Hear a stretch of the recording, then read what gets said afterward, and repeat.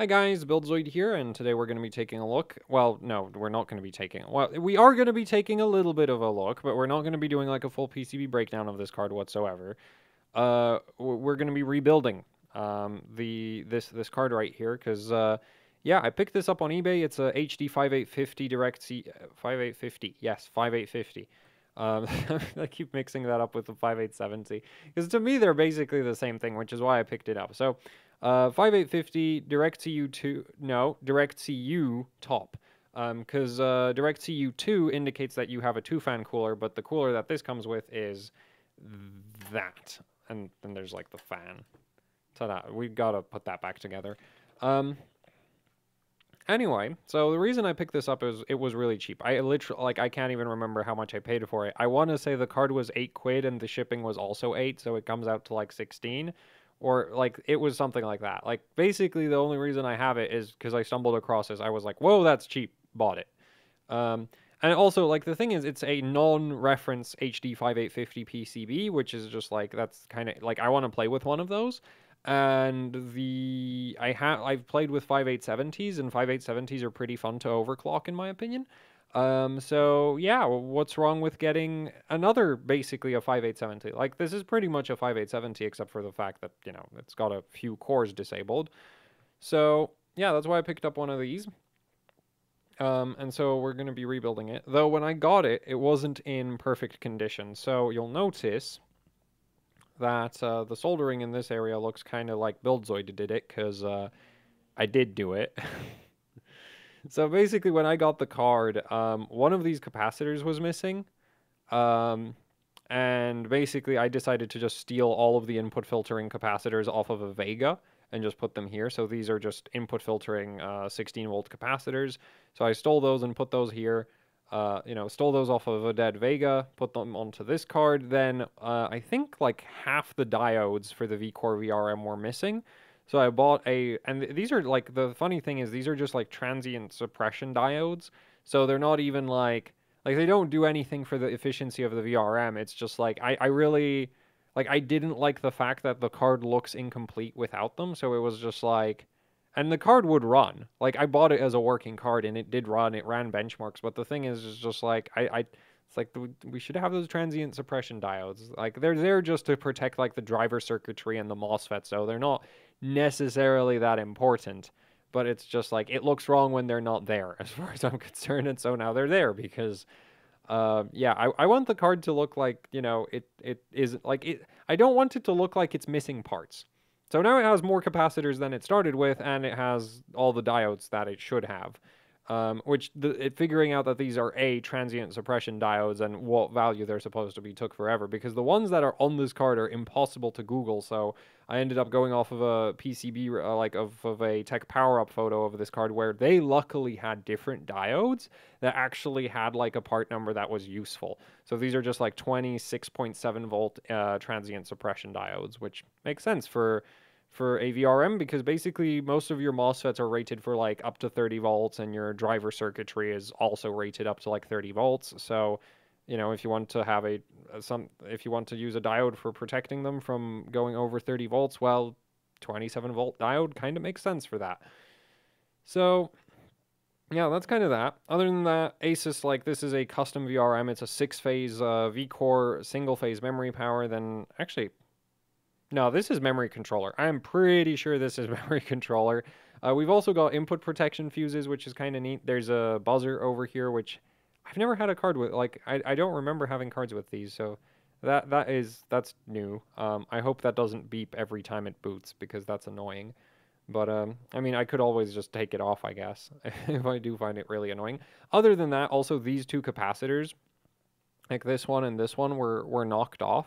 And, like, I did a really crap job of putting those back on. Like, actually, no. Okay, no, this one's a little bit lopsided. This one over here is a little bit lopsided, but this one's actually pretty flat. It's just that there's, like, a big blob of solder next to it, which is... I could have cleaned that up.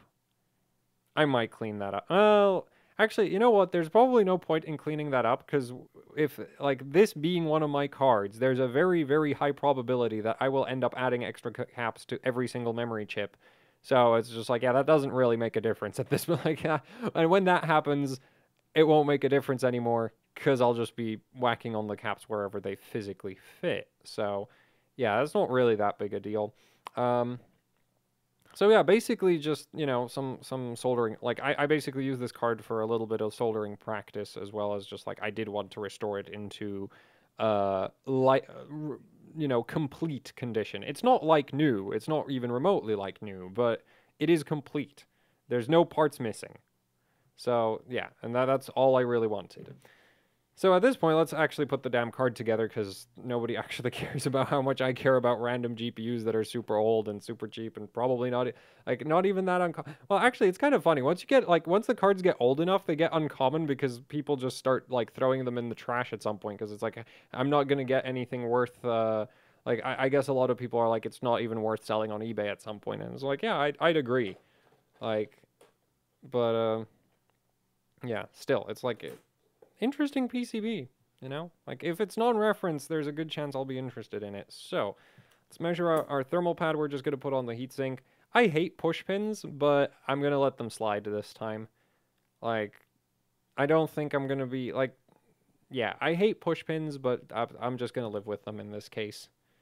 I don't really feel like replacing them with screws and just like yeah, that just sounds like a chore. And then because the other thing is those holes are just like there's no protective like ground ring around them so that you can actually like tighten the screws down into something properly. So it's just like yeah, we're just gonna use the push pins. Anyway, how long does this thermal pad need to be? Oh man, is there really no edge? Oh. Well, see, I have this useless part over here. The card does not come with any cooling for the memory chip, so it's not like I can, use that to my advantage. Yeah, see, this chunk right here would be perfect, but yeah, I guess we're just going to take off the side then. I'm just going to take off the entire side, so let's see. How does that look? Looks like I'm going to take off... Man, that is a lot of thermal pad. Let's try go off of the heatsink. Actually, I'm just going to press the heatsink into it. And we're going to have... Like, I'm going to flip it upside down so that I get an imprint.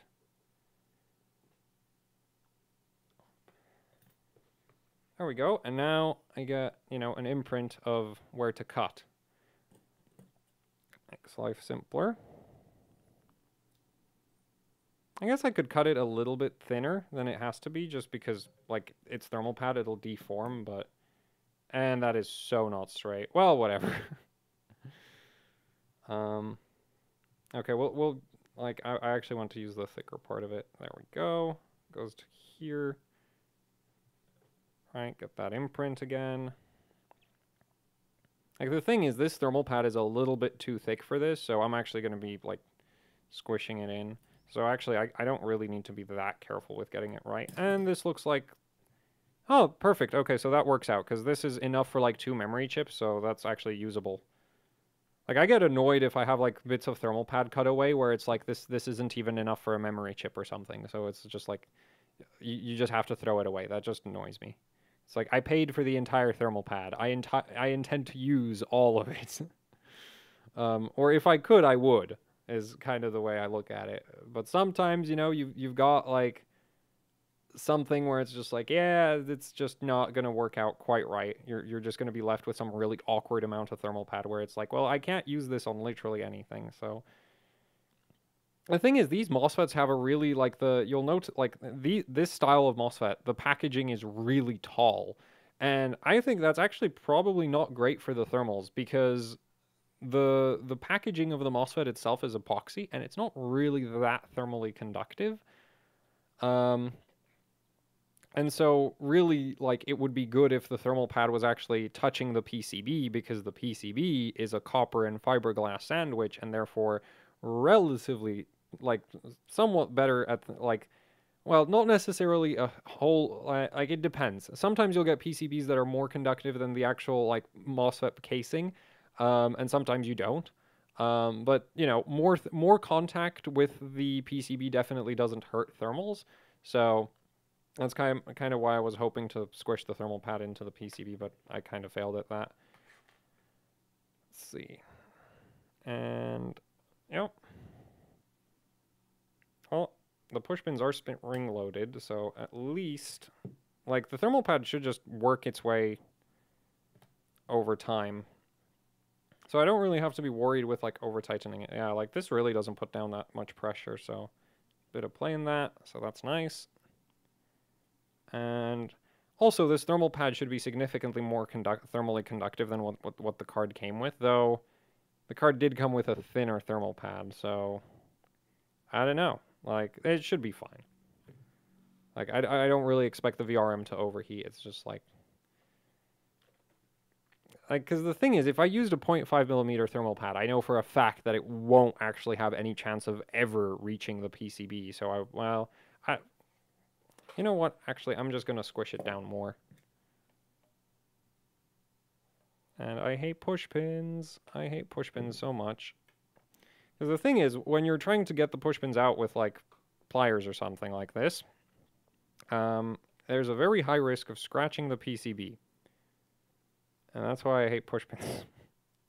Because if you scratch the PCB in just the wrong place, you can end up in a hell of, like, you can end up in a really annoying situation to deal with. Yeah, that's not what I was hoping for. So we just get, like, MOSFET imprints. We really don't get, like, if it was touching, like, the metal, like, the exposed metal parts, like the legs and the tabs of the MOSFETs, that would be great. Like, it doesn't even need to go all the way to the PCB, but, like, the tabs would be nice to get. So we're just going to peel that off.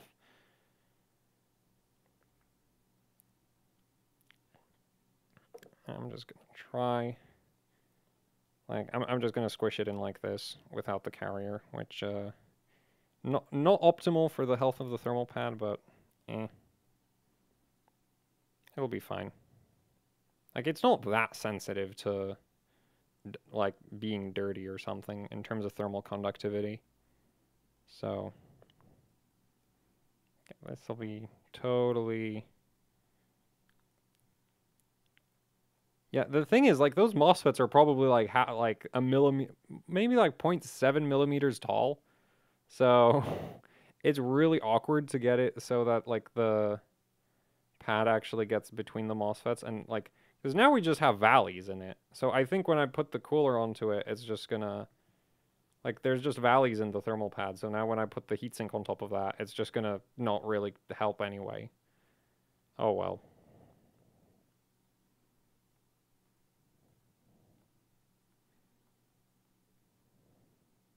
Also, this thermal pad is really good at recovering from getting squished.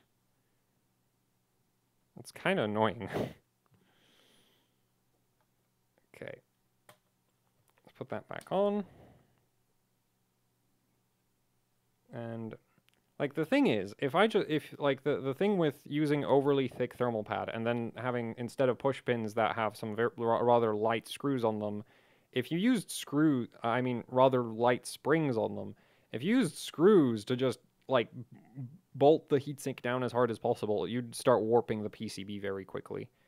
But if you push on the same place where the heatsink is on the other side of the PCB like this, it's relatively safe, in my experience. As in, I've not broken cards by doing that. I have broken cards with thermal pads that were too thick and then just tightening down the screws until, like, the PCB was bending. Or, well, I say cards, but it was really just one. So there we go. So that's done. Now we need to rebuild the heatsink. So, this heatsink is actually really annoying to put back together because there's, like, no spot like, there's no good place for, like, the fan cable to go. Like, it's just, like, the fan cable's just kind of there. And yeah, it's kind of like a lot of modern shrouds will have a very well planned out, like, there's a channel, you know, built into the shroud where it's like the fan cable goes here.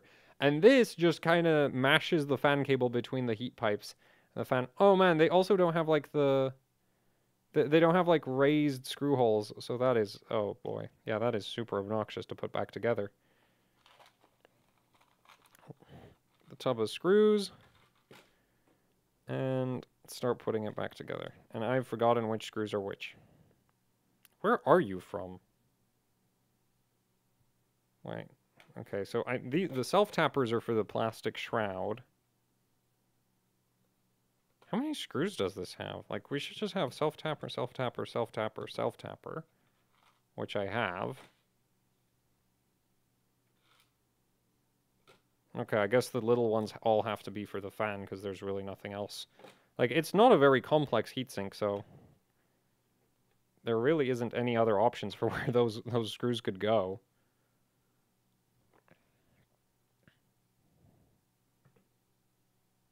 Wait, wasn't there a support bracket? Oh, yeah, there was a support bracket. That's why I'm wondering. Oh, no, but that uses the giant ones. Okay, yeah, no, so this is fine. And I need to go find the support bracket then. Because where is the support bracket? That's a great question. I need to go find that. Well, and like that, this video is probably not going public.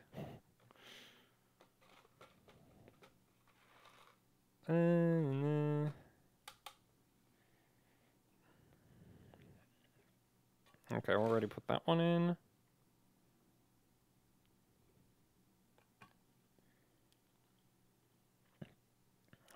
So there's a funny thing that I've noticed with like taking apart cards, cleaning them up, and then putting them back together. And it doesn't apply to this card, but there's like, you'll notice that a lot of cards will have like really funky like fan blade designs.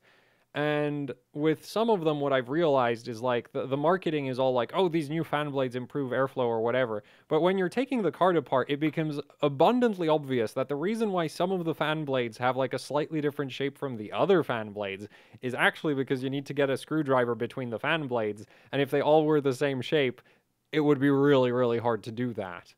Which is just kind of like random things. Like maybe we'll get a card where, like maybe I'll do a video with a card where you can actually see what I mean by that. But yeah, this is the thing is like that fan cable, like it has to come out here because you can see that plastic piece right there for holding the fan in place. That's the long one, right? Like there's no other orientation in which this fan could possibly attach to this shroud. And like, where's this supposed to go? It's just supposed to hang out there. But it gets better. Or actually, wait a minute. How does this... Right, so... Oh, okay, yeah. So it goes like... It goes like this onto the card. And I believe... Yeah, the heatsink goes like that. This goes on like this. Yes. There's no instructions for this, and I didn't bother to document the disassembly process, because if you can't figure out how to put back a heatsink to get, like, if you can't figure out how to put back a heatsink, put back together a heatsink with three parts, you're really bad at it.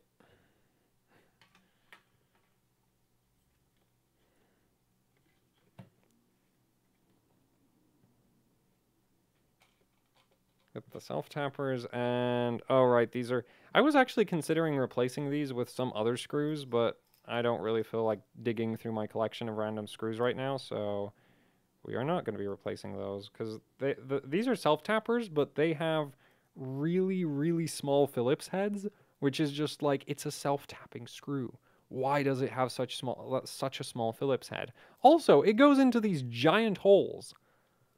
And I really wish the heatsink had some brass inserts, but, you know, like it's kind of funny is, like, even relatively cheap, like, you can find brass inserts on even relatively cheap cards these days, though I don't actually know how much a 5850 cost when it released.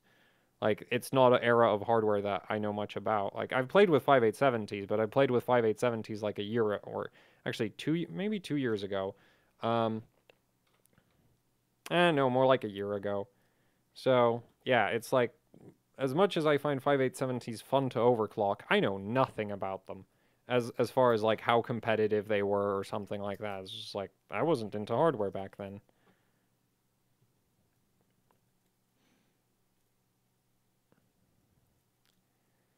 So there we go. That's the heatsink. That's nice and simple. I wonder how good a job this actually does in terms of cooling. Like, the thing is, the reference art cards are all blowers with like 3 heat pipes and... Well, they're blowers. So, honestly, This should, like, yeah, I'm interested to see how this heatsink performs. It's also pretty flat.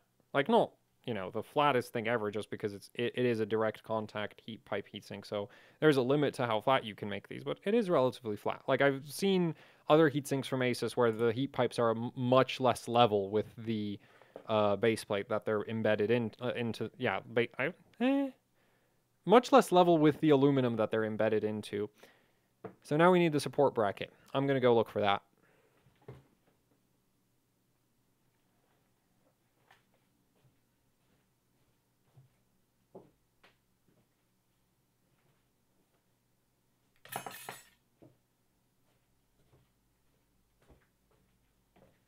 Damn it, I wanted to drop it into frame so that you'd have something to look at while I was returning to the mic, but I didn't want to drop it onto the card, so yeah, you didn't actually get to see it come back into frame. So anyway, that just goes on like that. And yeah, like I'm actually surprised that they even bothered with something like this on a card like this. Like this isn't a very heavy heatsink. Like honestly, compared to what you get on a lot of modern cards, this is straight up very light. And we have this. Like, this is a pretty sturdy anti-sag bracket. So, yeah, like, I'm impressed and surprised, and I've just realized that I need a different screwdriver, because these screws for the anti-sag bracket are like a Phillips 3 or something stupid. Like, what is this? No, this is a Phillips 1. Right, no, so these are like a Phillips 2. Which, yeah, this isn't the right size. So I need to go get the other screwdriver.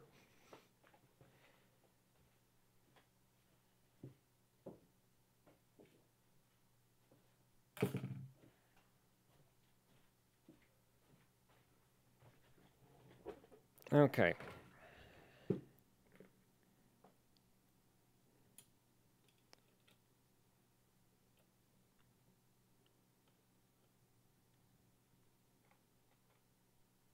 The hell? Oh, right, that's just a spring.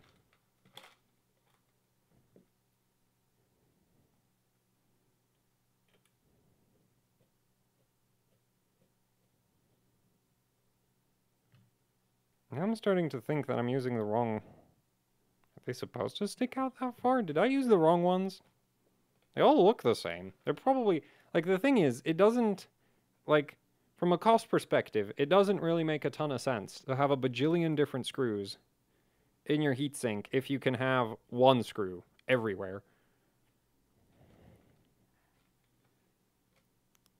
So, yeah, these all seem to be about the same length.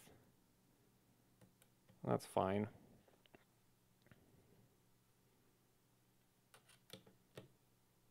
Ta-da! That's that done. And now this just has to go on, and we need some thermal paste, so I'm just going to use KPX because I literally don't have any... Like, the only other thermal pastes I have are really bad, so...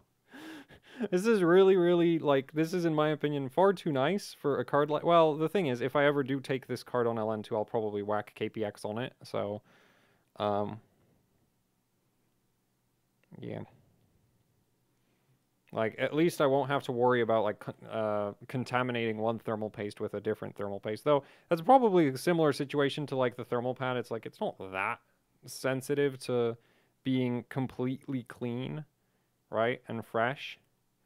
So, like, I might be a bit paranoid with that, but... Go, and somebody's going to be like, oh, you made a mess of the thermal paste. You got thermal paste off the edge of the core. It's like, it doesn't matter. Also, I put, like, way too much effort into that. Like, as long as you mostly cover the die and use a relatively thick amount of thermal paste, it's going to spread out to any, like, like, it's still not perfect. Like, this corners isn't complete. Like, that corner isn't completely covered, but good enough. It's going to spread out on its own. And, oh, right, this is a 2-slot heatsink, so we need to do the card off the edge of the table because, otherwise, the rear, like, because the thing is, the rear I/O bracket is going to be lifting the card as I'm trying to install it onto the heatsink, which is not great. So, I mean, actually, I could just put something under the heatsink to lift it up a bit, and it should work out.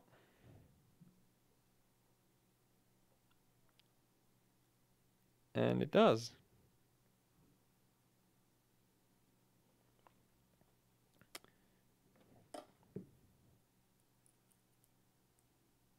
I'm doing this super off-center for the camera, so I could actually replace the screws as well. Actually, that's a bad idea. These have a really rather small diameter spring. So I don't think I actually have screws with the same diameter spring, which then I'd need to like put some kind of like something like some kind of washer to protect the PCB from the spring digging in. And yeah, I don't want to deal with that. There we go. Let's put back together now. And I don't have a test system to boot it in, so you'll just have to take my word for it working. But like, I rather like the look of this card. It's a cute little card. Well, cute little card. Like the card's actually bigger than the heatsink, and it isn't really that short. But yeah, so there, that's it. And it does work. Like, I've tested it before cleaning it up, because basically I did all the soldering, and then I tested it, and then I cleaned it, and so yeah, now we're just putting it back together again. So yeah, I don't know. I might do a like I could actually do like a multi-GPU setup with this card, but I'd first like to try it out on its own. Like, yeah, I've never benched a 5850 before, so that should be kind of interesting. Though a single GPU 5850 setup, I don't think... Yeah, that's... Like, it's kind of funny. So there's a sort of weird, like, sweet spot in terms of benching GPUs for hardware bot with overpowered CPUs, where, specifically for 3D Mark Vantage, where if you have GPUs that basically spit out between, like, 30K and 70K GPU score, you can really, really, like, carry yourself up the rankings with overpowered CPUs, because Vantage has the CPU score very heavily weighted. So if you have like 100,000 points CPU score, which you can get with a 10900K can almost do that. Anything on X299 can absolutely like go well, like 12 core, 14 core, 16 core, 18 core on X299 can go past that. 3950X can almost do 100K, or actually does straight up 100K. Like, so basically there's a whole... Actually, yeah, I could bench this with a 3950X. Probably. Like, the problem with the 3950X is that on a lot of modern motherboards and a lot of modern like platforms, these old cards have very weird compatibility issues where they just don't boot. Like, the motherboard basically goes like, your GPU is too old, I refuse to turn this on. And it's not too bad with the single core cards, so this should be okay. Actually, I think when I was test firing this card, I was test firing it on X570. So yeah, I could actually bench this with a 3950X. That could be kind of fun. I could bench it with a 3950X on an ITX motherboard. Just kind of weird hardware combination. Though, actually, even with the 3700X, it might be relatively competitive, because if I remember correctly, these put out like 25K GPU score, which is so low that if your CPU is spitting out 100K, it doesn't really change the overall score very much, and the hardware bot rankings are based on the overall score.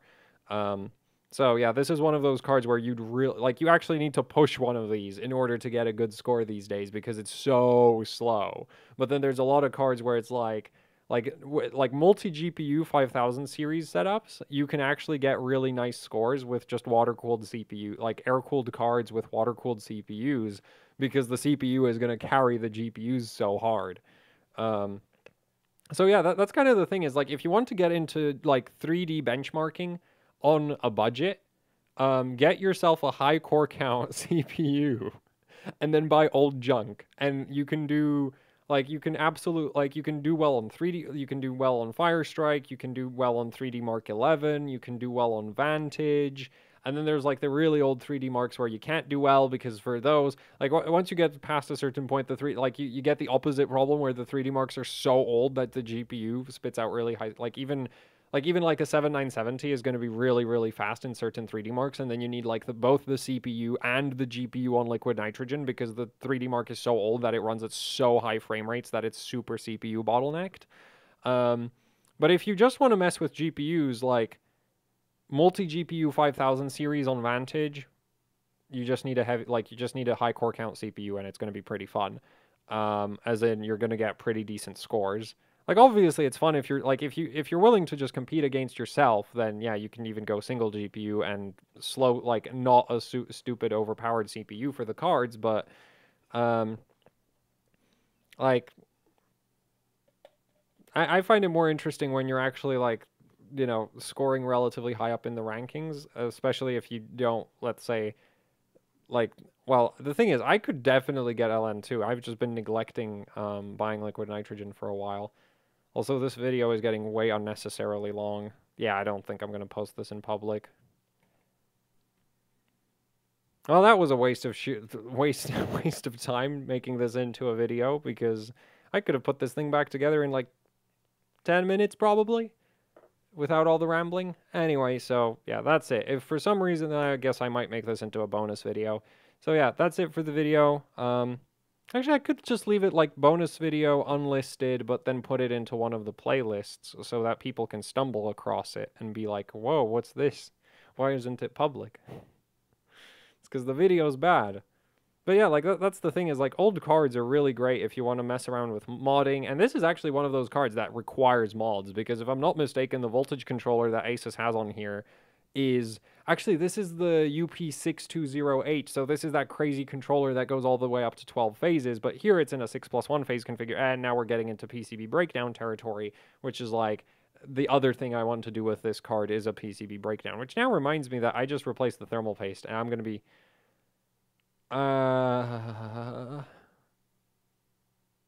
like, I don't like wasting anything really, because at some point I need to buy more of it, you know, like it's not a lot of thermal paste, but you do like you put thermal paste onto 10 GPUs for no good reason, and at some point it makes an entire tube, right? And when it gets to the point where it's an entire tube of thermal paste, it's like, well, that's expensive. So anyway, but yeah, like old cards are great for like messing around with modding. And then if you get a lot of them, like you can actually, like the thing is you can actually, you know, like, well, like, well, I don't know. Like I do actually care about hardware bought points. So yeah. So old cards are also a good, like old cards with new CPUs are a good source of hardware points. Especially like with these, you need several of them before you can do it on like all ambient cooling, but yeah, old cards are great for that. Anyway, so there, that's actually it for the video. So I guess thanks for watching. Sorry for wasting your time.